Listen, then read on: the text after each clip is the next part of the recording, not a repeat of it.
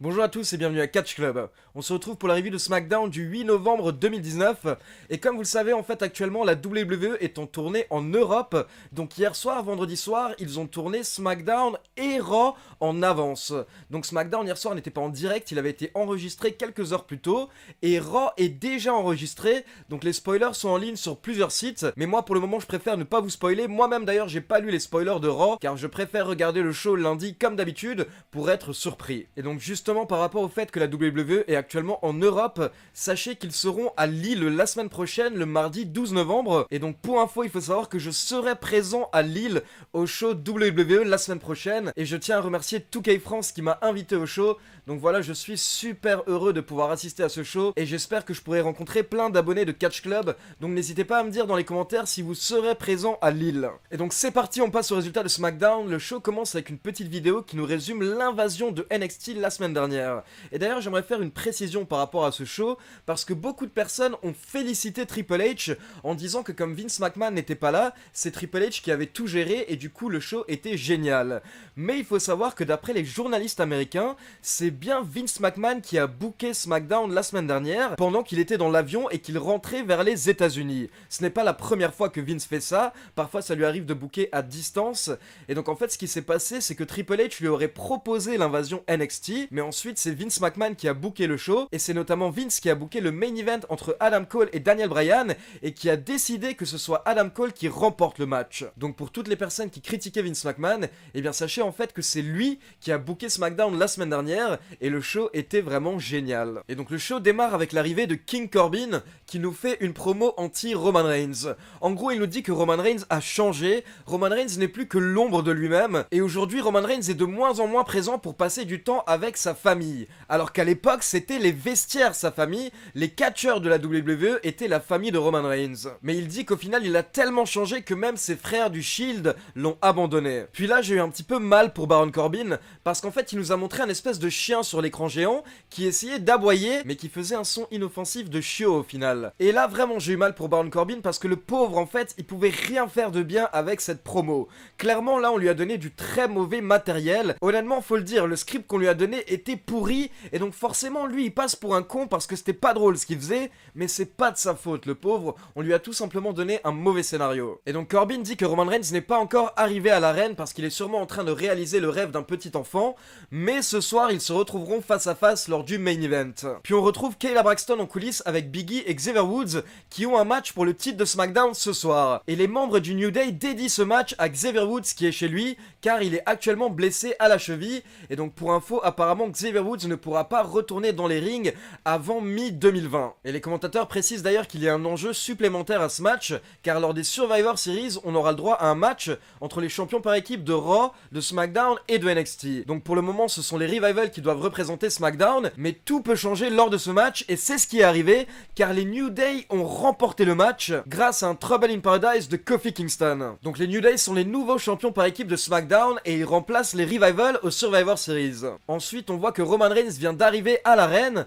et à ce moment-là, on a Shorty G, Chad Gable, qui vient le voir en coulisses pour lui expliquer ce que Baron Corbin a dit au début du show. Donc quelle balance ce Shorty G quand même. Puis on retrouve Sami Zayn en coulisses avec Daniel Bryan. Et Sami Zayn rappelle qu'il y a 2 semaines, il a invité Daniel Bryan à le rejoindre. Et Sami Zayn précise que si Daniel Bryan avait accepté à ce moment-là, eh bien actuellement il serait champion NXT, car Sami Zayn l'aurait sûrement aidé à gagner la semaine dernière. Zayn dit qu'il fait beaucoup de bien autour de lui, notamment avec Shinsuke Nakamura et Cesaro, et donc il dit à Daniel Bryan que s'il ne le croit pas, il n'a qu'à demander à Nakamura et Cesaro. D'ailleurs, les 2 catcheurs ont un match par équipe ce soir, donc Sami Zayn propose à Daniel Bryan de venir observer le match de Nakamura et Cesaro. Ensuite, on a le droit à l'entrée de Heavy Machinery pour un match, mais très rapidement, Otis et Tucker se font attaquer par Imperium, le clan de NXT UK, qu'on a également pu voir ces dernières semaines à NXT. Donc pour info, le leader du clan est Walter, c'est le champion NXT UK actuel, et donc dans le clan, vous avez également Alexander Wolf,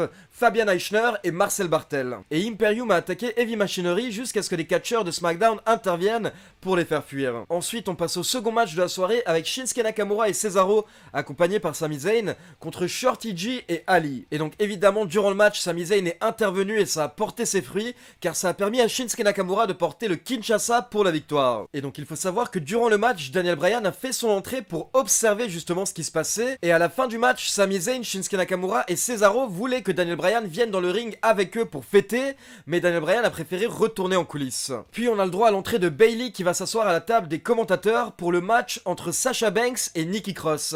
Et il faut savoir que Sasha Banks a fait son entrée sur un nouveau thème. En fait, c'est une version de son ancien thème remixé par Snoop Dogg. Donc comme vous le savez d'ailleurs, Snoop Dogg est le cousin de Sasha Banks. Et donc il faut savoir que durant le match, Nikki Cross a attaqué Bayley, car la semaine dernière, elle s'était fait attaquer justement par la championne de SmackDown. Mais au final, la situation s'est calmée, Bayley a pu retourner aux commentaires et Sasha Banks a remporté le match par soumission. Mais après le match, pendant que Sasha Banks était en train de retourner en coulisses, Bayley s'est vengée en attaquant Nikki Cross, mais à ce moment-là, la championne NXT Shayna Baszler a fait son entrée et elle a attaqué la championne de SmackDown, Bayley. Donc c'est encore une fois une bonne attaque de la part de Baszler qui nous hype le match entre Becky Lynch, Bayley et Shayna Baszler. Ensuite, on passe en coulisses et on retrouve à nouveau Sami Zayn avec Daniel Bryan. Sami Zayn dit qu'il sent que Daniel Bryan a déjà pris sa décision. En effet, selon Zayn, Daniel Bryan ne retournera pas dans le Yes Movement et il va rejoindre Sami Zayn. Mais là, d'un coup, les lumières s'éteignent en coulisses et The Fiend, le nouveau champion universel, attaque Daniel Bryan et il lui porte le Mandible Claw. Et pendant ce temps, bien entendu, Sami Zayn a préféré fuir. Donc voilà, c'est la première apparition de The Fiend à SmackDown depuis qu'il a remporté le titre.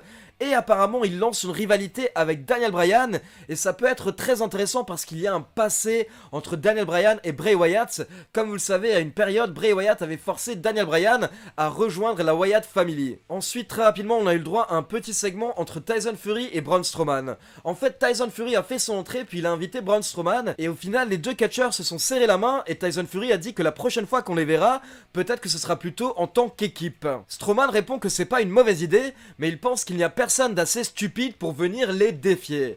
Et à ce moment-là, on a le droit à l'entrée de la B-Team. Et honnêtement, la B-Team m'a fait vraiment rire en deux phrases. Donc d'abord, on a Curtis Axel qui prend le micro pour dire « Écoutez, nous, on est assez stupides pour se battre contre vous. » Et derrière, t'as Bo Dallas qui prend le micro pour dire que le B dans B-Team, ça signifie courageux. Donc voilà, c'était très con, mais moi, ça m'a fait rire. Et derrière, comme vous pouvez l'imaginer, la B-Team s'est fait exploser. Donc d'abord par Braun Strowman, et après Braun Strowman a envoyé les deux membres de la B-Team dans le ring, et donc Tyson Fury leur a mis un coup de poing et Braun Strowman leur a porté un power slam. On passe ensuite au quatrième match de la soirée avec Carmella et Dana Brooke contre Mandy Rose et Sonya Deville. Et donc petite info par rapport à ce match, les commentateurs nous précisent que lors des Survivor Series, on aura le droit à un match avec une équipe de Raw, une équipe de SmackDown et une équipe NXT. Donc ce sera un Survivor Series match typique.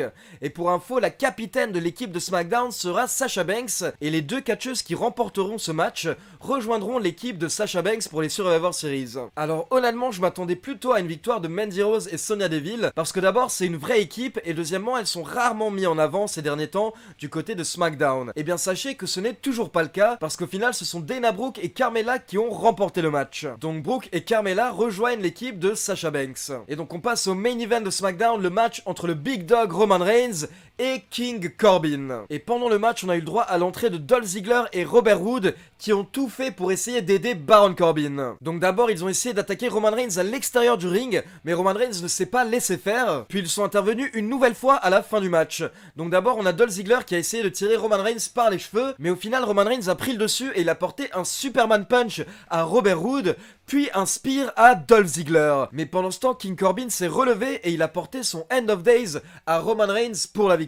Donc grosse victoire pour King Corbin qui bat l'un des plus gros noms de la WWE, mais bien entendu c'est grâce à l'aide de Robert Roode et Dolph Ziggler. Donc voilà, c'est tout pour les résultats de SmackDown du 8 novembre. Je vous avoue que je suis un petit peu déçu par rapport au show de la semaine dernière, parce qu'on avait vraiment eu le droit à un show excellent avec l'invasion de NXT, mais honnêtement depuis que SmackDown est passé sur la chaîne Fox, c'est le seul show qui a été excellent, et les autres SmackDown sont assez moyens en général. Je pensais vraiment qu'une fois que SmackDown allait passer sur Fox, la WWE allait essayer de pusher le show et essayer de rendre le show un petit peu plus exceptionnel, mais honnêtement pour le moment ça manque d'explosivité, ça manque de fraîcheur, ça manque de surprise. Après le show n'était pas mauvais, mais c'est juste que je m'attendais à un petit peu mieux, mais la grande chose à retenir c'est l'attaque du Fiend sur Daniel Bryan. J'ai beaucoup d'espoir par rapport à cette rivalité, vous savez que j'adore Daniel Bryan, et à côté de ça je pense que le Fiend est actuellement le meilleur meilleurs personnages de la WWE, donc je pense que ça va nous donner une très bonne rivalité. Et d'ailleurs, il faut savoir que Daniel Bryan sera présent mardi à Lille, et si je me rappelle bien, il affronte Shinsuke Nakamura, donc j'ai vraiment super hâte de voir ce match. Comme d'habitude, laissez-moi votre avis par rapport à SmackDown dans les commentaires, et n'oubliez pas de liker la vidéo, de vous abonner à la chaîne et de cliquer sur la petite cloche